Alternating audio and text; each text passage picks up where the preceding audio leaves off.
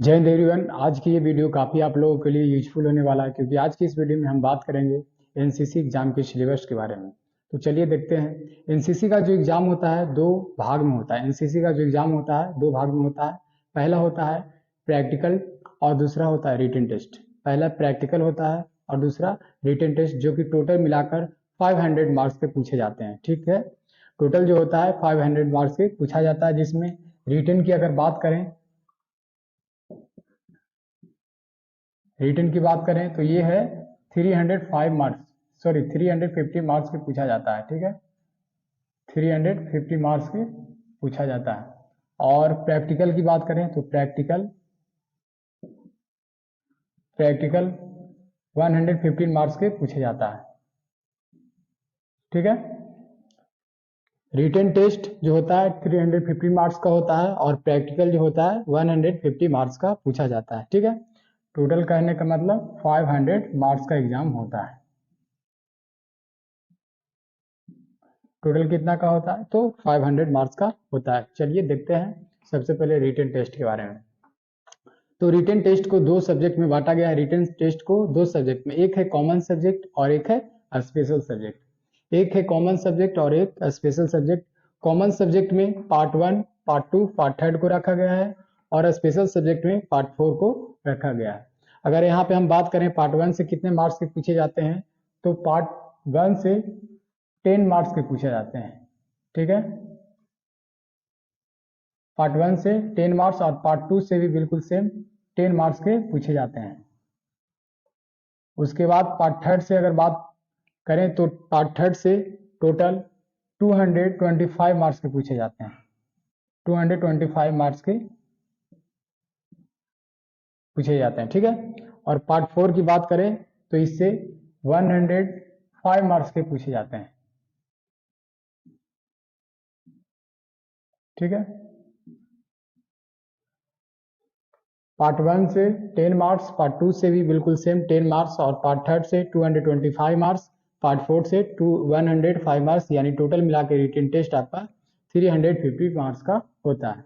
अब यहाँ पे हम देख रहे हैं पार्ट 1, पार्ट 2, पार्ट 3 और पार्ट 4, जिसमें प्रत्येक पार्ट में आपको 45% मार्क्स लाना कंपलसरी है, तब जाके आप सी ग्रेड से आप पास होंगे। सी ग्रेड से आप सिर्फ पास होंगे। ठीक है, पार्ट 1 से 10 मार्क्स का है तो इसका 45% 4.5 मार्क्स हो जाएगा, यानी कि अगर 10 मार्क्स का है तो 4.5 मार्क्स आपको लाना कंपलसरी है, तब जाके आप सी ग्रेड से आप पास करेंगे। ठीक है, तो चलिए इसका एक स्क्रीनशॉट कर लें, तब हम आगे बढ़ेंगे।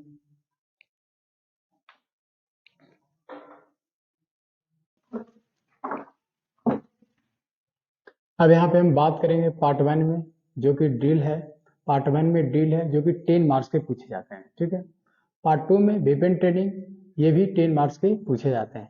उसके बाद हम बात करेंगे पार्ट 3। पार्ट 3 में होता है the NCC, national integration, personality development and leadership, disaster management, social awareness and community development, health and hygiene, adventure training, environment awareness and conversion. ठीक है, ये सारी पार्ट 3 में आते हैं। तो द एनसीसी से 5 मार्क्स के पूछे जाते हैं। नेक्स्ट है नेशनल इंटीग्रेशन, जो कि 25 मार्क्स के पूछे जाते हैं। उसके बाद है पर्सनालिटी डेवलपमेंट एंड लीडरशिप, जो कि 20 मार्क्स के पूछे जाते हैं। याद रहे कि ये सबसे ज़्यादा लीडरशिप से एग्जाम में पूछे जाते हैं। ठीक है, उसके बाद है डिजास्टर मैनेजमेंट, 20 मार्क्स के पूछे जाते हैं। नेक्स्ट है social awareness and community development, जो कि 25 मार्क्स के पूछे जाते हैं। उसके बाद है हेल्थ एंड हाइजीन, जो कि 25 मार्क्स के पूछे जाते हैं।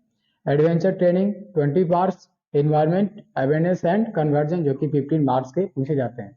याद रहे कि प्रत्येक सब्जेक्ट में आपको 45 मार्क्स लाना अनिवार्य है, तब जाके आप पास करोगे। ठीक है, उसके बाद यहाँ पे पार्ट 4। पार्ट 4 में है arm forces, map reading, field craft and battle craft, introduction of infantry weapons and equipments.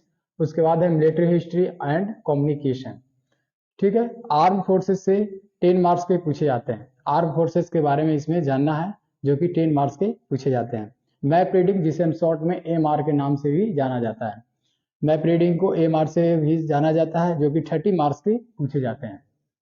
उसके बाद है field craft and battle craft, जिसे हम शॉर्ट में एफसीपीसी भी बोलते हैं, एफसीबीसी के भी नाम से इसे जाना जाता है, जो कि 25 मार्क्स के पूछे जाते हैं। उसके बाद है introduction of infantry weapons and equipments, जो कि 15 मार्क्स के पूछे जाते हैं। उसके बाद है मिलिट्री हिस्ट्री, जो कि 20 मार्क्स, और कम्युनिकेशन, जो कि 5 मार्क्स के पूछे जाते हैं। ये थी एनसीसी के रिटन का सिलेबस। अब हम बात करेंगे एनसीसी का प्रैक्टिकल का सिलेबस के बारे में। तो चलिए सबसे पहले इसका स्क्रीनशॉट कर लें।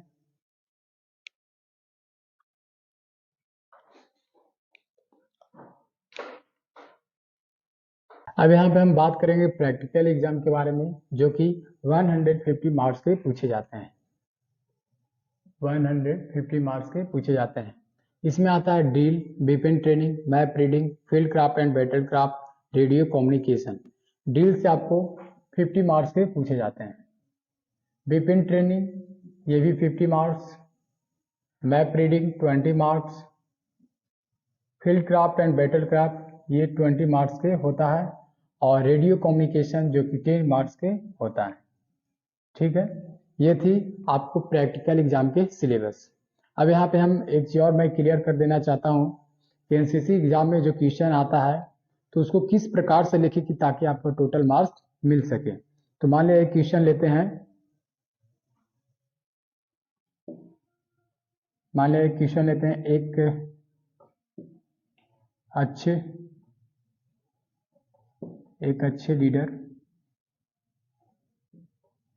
अच्छे लीडर के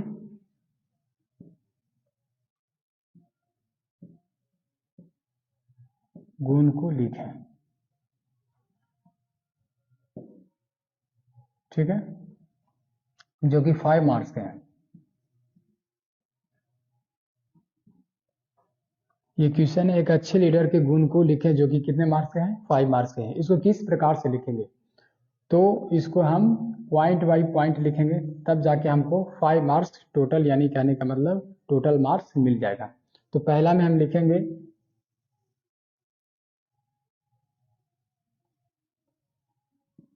निस्वार्थ,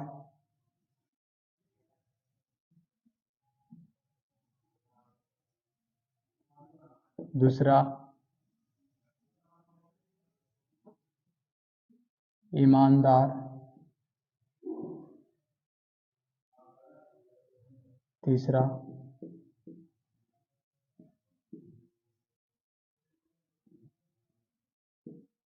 सहनशीलता, चौथा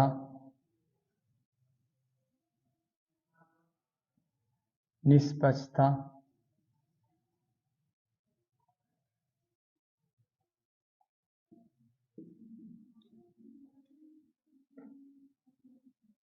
पांचवा धैर्यवान।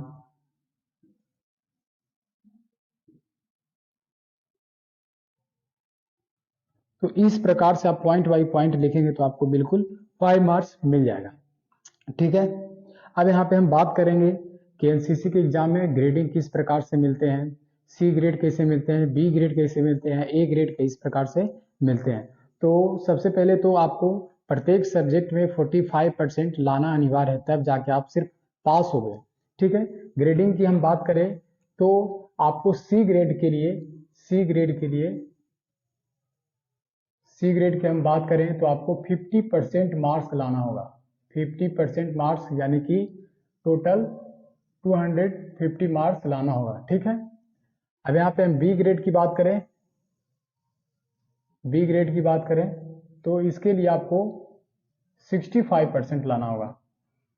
65% लाना होगा, यानी कि 325 मार्क्स लाना होगा।